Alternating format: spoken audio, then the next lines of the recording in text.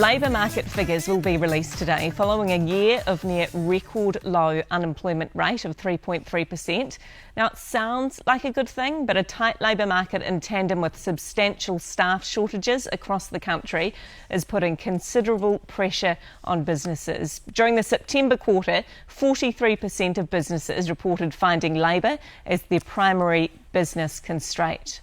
Our hospitality sector is especially feeling the labour market pinch, and we've got the Batch Cafe co-owner Kate French. She's going to join us live from Invercargill very shortly. But first, Fuller's 360 has been forced to suspend services following staff shortages of their own. Chief Executive Mike Horn is with us now. Kia ora, Mike. Thanks for being with us. Oh, my pleasure. Thank you. So it's a bit tough out there. Yeah, it's certainly pretty tough at the moment. We've got quite a shortage in terms of our crews at the moment, and so that's a mixture between not being able to get enough people, but also for us it's really around skilled maritime people, and that's probably the bigger issue for us. So first of all, talk to me about the kinds of workers you're after. Yeah, so kinds of workers are very skilled, both masters, deckhands and all the way through, and they're all pretty involved qualifications that they do, and they're all specific to New Zealand. So even where there are qualifications overseas, they don't match to what we do here. So it's quite complicated, and certainly there aren't any more of those sorts of qualifications in New Zealand at the moment. So how short are you? Well, we're pretty short. We're about 15 crews short at the moment for where we need to be across what is really busy summer, and that's about 40 to 50 people, and those are skilled, qualified people. 50 people? Yes. Yeah, if we think about that from a maritime perspective in terms of what we run, it's about 25% of our workforce, which clearly means we've got to take a really pragmatic approach to which routes we run in what way at what time. So yeah, it's difficult. In saying that, we've been in this situation, for the last 2 years really, and been working really hard in terms of retaining staff, growing staff, training staff. But the shortage in New Zealand at the moment is pretty acute for us in the maritime industry. And it's already impacting you. You've had to suspend services this week. I think we've had the Coromandel businesses on because you've had to suspend that route for the bit. Yeah, which is absolutely gutting. I mean, we build destinations in terms of what we do over time, and Coromandel's a key one. The fact that we put all that time and effort into growing that economy down there and then can't deliver is gutting for us, and it's gutting for the economy down there as well. I was also thinking you play a different role too, because you are commuter ferries that people are on and off every day, but then you also are the destination spots, Waiheke Island. So it must be quite a balance heading into this summer. Oh, it's massive. So we're across public transport, which is a big chunk of what we do, but also visitors, also commuters, also tourism, and it's across maritime, but we also run buses as well. So that's taking a step back. We have to look at it as a network. What makes sense? How do you move people around? Whether that's contracted business to Auckland Transport, or whether that's tourism business to destinations like Waiheke. Who has a priority in terms of, is it the commuter passengers that are relying on you day to day? Look, it's an and everybody, and we work really hard on who needs to get where in what way. Unfortunately, Coromandel, requires a whole extra boat and extra crew, and it's the longest trip. So we just can't do that one this year. But every single route that we do is impacted in some way or another. So it's very much spread. What could help you? What we really need is immigration is one piece. We need more people in the country. But more importantly, what we need is a real recognition around training and skills.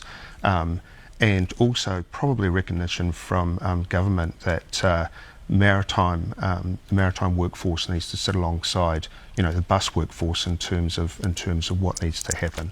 But it's not just about wages. It's really about that whole value proposition that we wrap around it. Mike Horn, Fuller's 360 Chief Executive. Ngā mihi nui, thanks for being with us this morning. We've now got the Batch Cafe co-owner Kate French, who joins us now from Invercargill. Morena, Kate. How's the year been so far? Oh, yeah. We've had an interesting year coming out of the back of COVID. But no, it's been good. We're doing well so far. So explain to me about your work shortages, because I understand things are pretty dire. Yeah, so I would say we're at a critical position right now.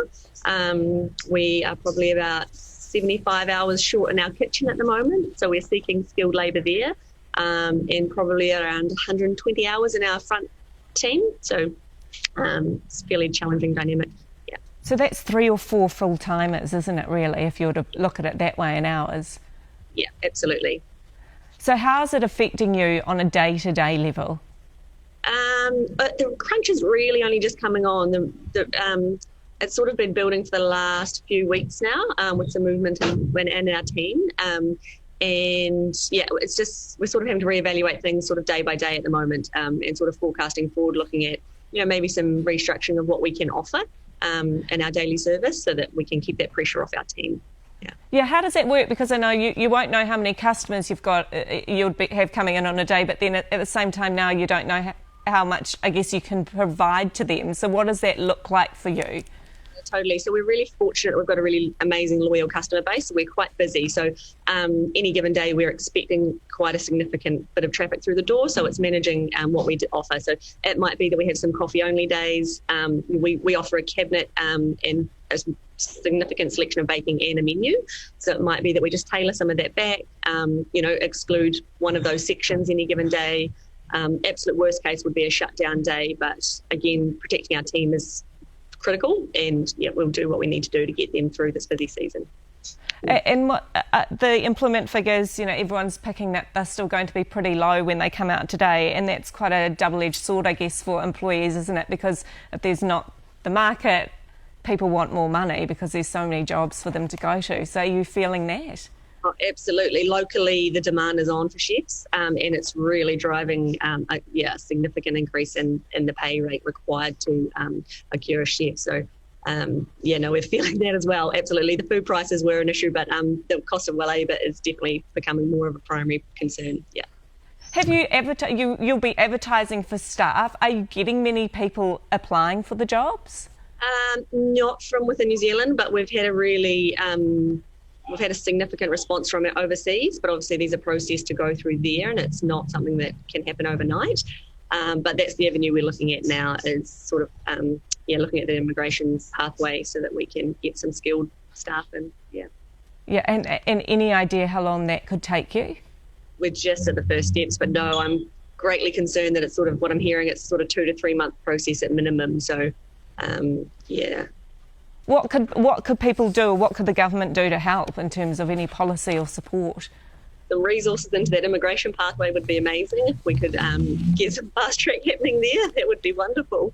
Yeah. All right, Kate French, Batch Cafe co-owner. I hope you have I don't want to say a busy day, but a day that you can handle and provide an excellent service at Batch Cafe. Ngā mihi nui. Thanks very much. See you, Kate. Yes.